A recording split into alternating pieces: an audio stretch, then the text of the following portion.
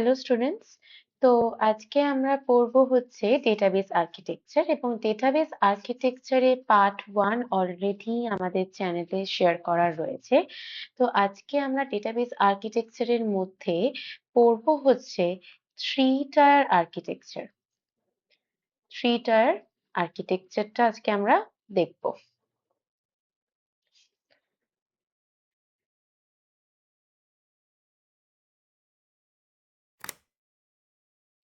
তো three tyre আর্কিটেকচারের মধ্যে যেটা রয়েছে, আমাদের তিনটে লেয়ারে বিভক্ত করে রাখা হয়েছে। তো তাই জন্য থ্রি টায়ার আর্কিটেকচারকে আমরা আর একটা নামে বলতে পারি, সেটা হচ্ছে থ্রি লেয়ার আর্কিটেকচার। যেহেতু আমরা তিনটে লেয়ারে যেটাকে বিভক্ত করে রেখেছি। ফার্স্ট লেয়ার হচ্ছে ক্লায়েন্ট লেয়ার, বা যেটাকে আমরা ক্লায়েন্ট অ্যাপ্লিকেশন হিসেবেও বলতে পারি। সেকেন্ড ওয়ান হচ্ছে বিজনেস লেয়ার, যেটাকে আমরা অ্যাপ্লিকেশন সার্ভার বলতে পারি। And the last one and the third one is data layer, বা যেটাকে আমরা ডেটা সোর্স হিসেবেও বলতে পারি। তো তিনটে ভাগে বিভক্ত করে রাখা এই লেয়ার গুলোতে দেখবো কিভাবে কাজ হচ্ছে। প্রথমে ক্লায়েন্ট লেয়ারের মধ্যে যে ক্লায়েন্ট 1, ক্লায়েন্ট 2, ক্লায়েন্ট 3 রয়েছে, মিন্স আমরা ইউজার্সরা কি করবে, আর তাদের যে এপিআই মানে অ্যাপ্লিকেশন ইন্টারফেসের থ্রু দিয়ে কিন্তু তারা ইন্টারাক্ট করবে আমাদের ডেটাবেসের সাথে। তো কি করবে, যেমন একটা যদি আমরা কোনো একটা ই কমার্স সাইটের যদি একটা আমি এক্সাম্পল ধরি, জাস্ট অ্যামাজন হিসেবেই আমি ধরে নিচ্ছি কি অ্যামাজনের যে ইন্টারফেস, সেটা আমার ল্যাপটপ হতে পারে, মোবাইল হতে পারে, এনিথিং হতে পারে। তো আমরা ফার্স্টে কি করি, অ্যামাজনের সাইটে যাই। সাইটে গিয়ে আমরা কি করি, সার্চ করি কি আমাকে মোবাইল ফোন দেখাও, কি স্মার্ট ওয়াচ দেখাও। যেটাই আমরা সার্চ করি না কেন, সেটাকে আমরা আমাদের ডেটাবেসের ভাষায় কি বলতে পারি, আমরা কোয়েরি করছি। কি করছি, কোয়েরি করছি। এবং সেই কোয়েরিটা যাচ্ছে আমাদের কোথায়, বিজনেস লেয়ারের মধ্যে।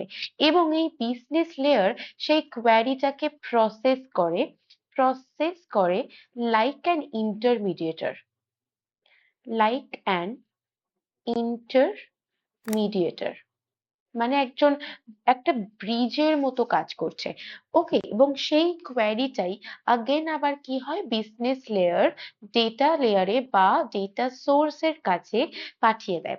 কারণ যে ডেটাটা ক্লায়েন্ট চেয়েছে, কোয়েরি করেছে, সেটার তো রেসপন্স দিতে হবে। এবং সেই ডেটাটা স্টোর করে রাখা হয়েছে কোথায়, আমাদের ডেটাবেস স্টোরেজের মধ্যে। তা বিজনেস লেয়ার কি করবে, কোয়েরিটা ডেটা লেয়ারে পাঠিয়ে দেবে, এবং ডেটা লেয়ার থেকে কি হবে, সেই রেজাল্টটা আবারও চলে যাবে আমাদের বিজনেস লেয়ারে। আর বিজনেস লেয়ার আবার কি করবে, ক্লায়েন্টের কাছে রেজাল্টটা পাঠিয়ে দেবে। তো ঠিক এইভাবেই চলছে আমাদের থ্রি টায়ার আর্কিটেকচার বা থ্রি লেয়ার আর্কিটেকচার।